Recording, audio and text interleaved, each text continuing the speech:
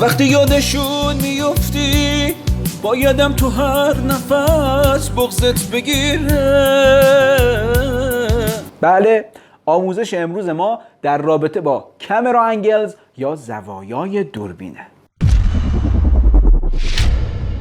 اولین زاویه دوربین لو انگله. وقتی دوربین از زیر خط چشم سوژه بهش نگاه بکنه ما لو انگل رو داریم. این زاویه با هدف بزرگ یا قدرتمند نشون دادن سوژه معمولا استفاده میشه. هم برای نشون دادن قهرمان و هم برای نشون دادن تبهکار میتونی ازش استفاده کنی. البته این زاویه دوربین فقط برای بزرگ نشون دادن انسان نیست، بلکه برای اشیا و حیوان هم میتونید ازش استفاده کنید. زاویه لو انگل یک زاویه مکمل داره به نام های انگل که دوربین این بار از بالا به ماجرا نگاه میکنه. ترکیب لو انگل و های انگل در صحنه باعث میشه شما عدم تعادل در قدرت رو بین دو سوژه مشاهده کنید. یکی قویه، یکی ضعیفه. البته گاهی در نمای های انگل هدف نشون دادن نقشه، مقیاس یا موقعیت یک مکانه، مثل نشون دادن جمعیت، مثل نشون دادن انبوه درختان یا یک لشکر. گاهی هم هدف برانگیختن احساسات شماست، احساساتی از قبیل ترس، اضطراب، مثل افتادن کاراکتر از ارتفاع. بعضی وقتا هم هدف انتقال یک سری اطلاعات از کاراکتر به مخاطبه، مثل انتقال حس ضعیف بودن، نادیده گرفته شدن و کوچک بودن که گفتیم. از های انگل در تصویربرداری‌های هوایی خیلی استفاده میشه، مثل نشون دادن شهرها و ساختمون‌هاش یا نشون دادن مناظر و دشت‌ها، همینطور نشون دادن یک کاراکتری که در یک فضای بزرگ در حال حرکته. و اما زاویه بعدی اوورهد شاته. وقتی از خطوط چشم کاراکتر 90 درجه به بالا بریم و دقیقاً عمود بر کاراکتر از بالا بهش نگاه بکنیم ما اوورهد شات رو داریم. یکی از انواع اوورهد شات که معروف به چشم پرنده یا چشم خداست اینجوریه که دوربین از بالا و مستقیما عمود بر سوژه بهش نگاه میکنه. این زاویه میتونه ارتباط با خدا یا هر قدرت آسمانی دیگه رو نشون بده. همینطور در نشون دادن جزئیات وحشتناک یک صحنه جرم هم کاربرد داره. زاویه نمای بعدی داچ انگله که ممکنه کمتر اسمش به گوشتون خورده باشه. وقتی شما کادرتون رو در راستای محور ایکس روتیت بدید یا اصطلاحاً منحرفش بکنید این زاویه به وجود میاد.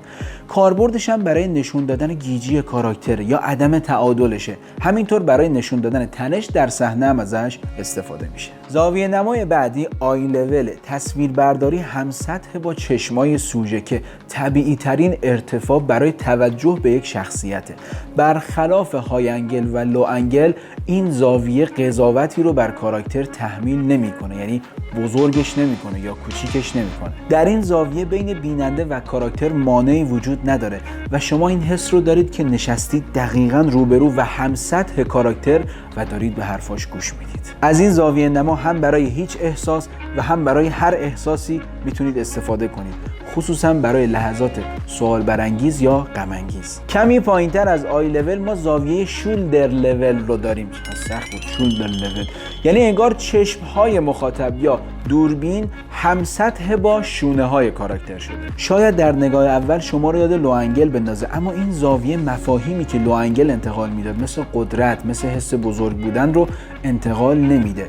این زاویه برای مکالمات کاراکترها خیلی استفاده میشه. همچنین در نماهایی که ما اوور شولدر داریم، یعنی دوربین از پشت کاراکتر X داره کاراکتر Y رو میگیره، یا نماهایی که میخوایم اختلاف قد دو کاراکتر رو نشون بدیم، یا خصوصا برای نماهای عاشقانه که اونایی که کار ودینگ میکنن خیلی میتونن ازش استفاده کنن. زاویه نمای بعدی هیپ لوله که دوربین هم سطح نشیمنگاه کاراکتر قرار میگیره. این دوربین دیگه سرشو داره تو همه چی فرو میکنه.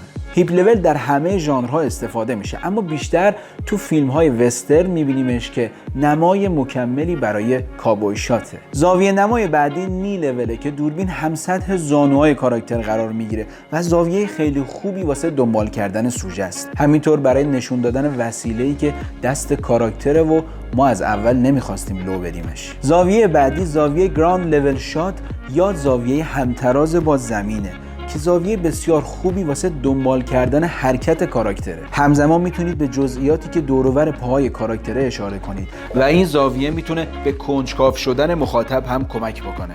یعنی کیه داره راه میره؟ کی میتونه باشه؟ زاویه نمای آخر هم POV یا Point of View وقتی شما میخواید از دید کاراکتر به ماجرا نگاه کنید. یعنی شما رفتید نشستید جای کاراکتر و از چشمای اون دارید به ساعتش نگاه میکنید. پس با این شیوهی که بهت آموزش دادم، حتی اگه تو فراموشی بگیری، این همه آموزشو یادت نمیره.